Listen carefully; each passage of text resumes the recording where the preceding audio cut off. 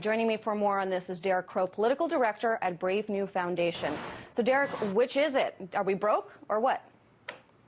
Well, we've got money. I think that's what this adventure in Libya shows. It's just that we don't have the right priorities. As you pointed out in your earlier segment, that first day of the war in Libya cost us $100 million at least. And you're hearing here in the United States that we're going to have to live with draconian cuts to basic services that keep people from falling through the cracks. So it's very clear to me, at least, that we have plenty of money in the United States when it meets the priorities of our policymakers, just none for the people out in the country. Well, like comedian Jon Stewart said, probably in a lot funnier way than I ever can, you can't fire Tomahawk missiles and teachers at the same time. But doesn't this undercut the whole narrative that we keep hearing in Washington about how we're broke, when we suddenly can find money for conflicts abroad?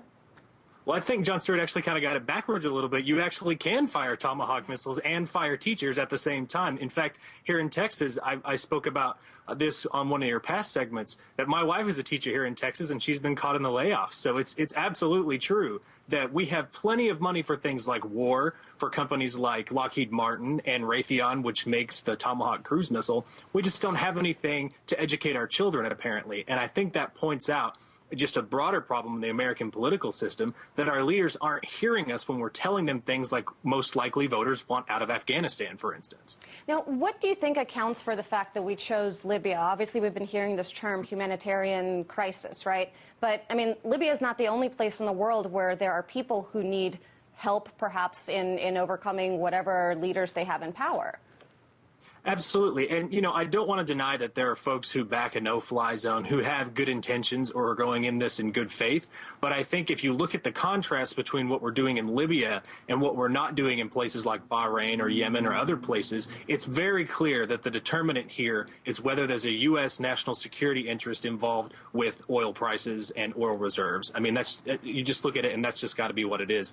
Senator Webb said as much in his recent interviews, that this has much more to do with where the oil is than where the humanitarian crises are. And Congressman John Markey said the same thing. But I have to ask, I mean, we keep hearing about this whole war for oil debate. And like I asked at my previous guest, we heard the same exact justification in the buildup to the war in Iraq. What we've learned from the debacle in Iraq is that invading a country and using heavy air force and getting our troops on the ground, which thankfully we're not doing in Libya yet, doesn't necessarily mean that we're going to have access or cheaper oil somehow. That's absolutely true. I mean, the Iraq war, one of the chief costs of that war to the U.S. economy was the damage that it did by causing oil prices to go through the roof. And if you look at places like Afghanistan, where there's not significant oil reserves, even being in that country is costing $400 per tank of gas for the U.S. military. So it increases the demand for oil, which drives up, the price for it. But there's this broader concern with the United States trying to find what amounts to a military solution to every problem around the world. And we just can't sustain that on the budget that they're telling us we have to live within in the United States. Now, what do you make of this sort of split, I guess, in the Obama administration? Because I'm sure if it were President Bush going into Libya, the left would be up in arms. And yet you have, a lot of folks who sort of cut their teeth on the Bosnian crisis, where they suddenly discovered that there's such a thing as so-called humanitarian wars, right? So you don't have as much of the criticism from the left of this conflict because Obama really is selling it under these humanitarian auspices. What do you make of that break? Well, I think that that's a problem in the way Americans think about bombs in general. I mean, we kind of think that our missiles help humanitarian situations. But, I mean, if you think about the Iraq war, we keep bringing it up. In the first 50 so-called precision strikes in the Iraq war, none of them hit their intended target.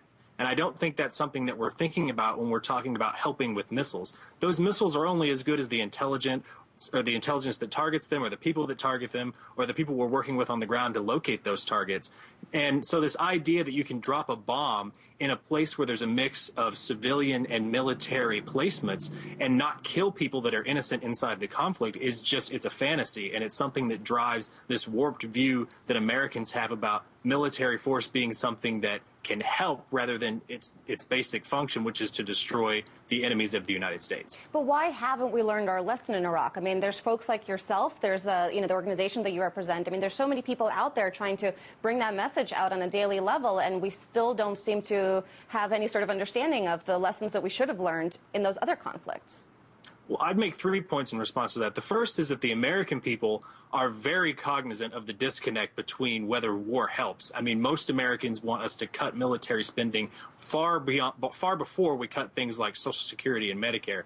The second is that, unfortunately, inside Washington, there's this bubble that's created that lionizes the use of military force as this quote-unquote greatest force for good in the world, end quote. And finally, there's a lot of money in making war. One of the most powerful lobbies inside Washington, D.C. is the defense contractor lobby, and those places have disseminated their manufactories and the places where they have people working on the weapons throughout every congressional district in the United States. So there's a lot of pressure on members of Congress to say yes to things that send money to companies that are making weapons in their district.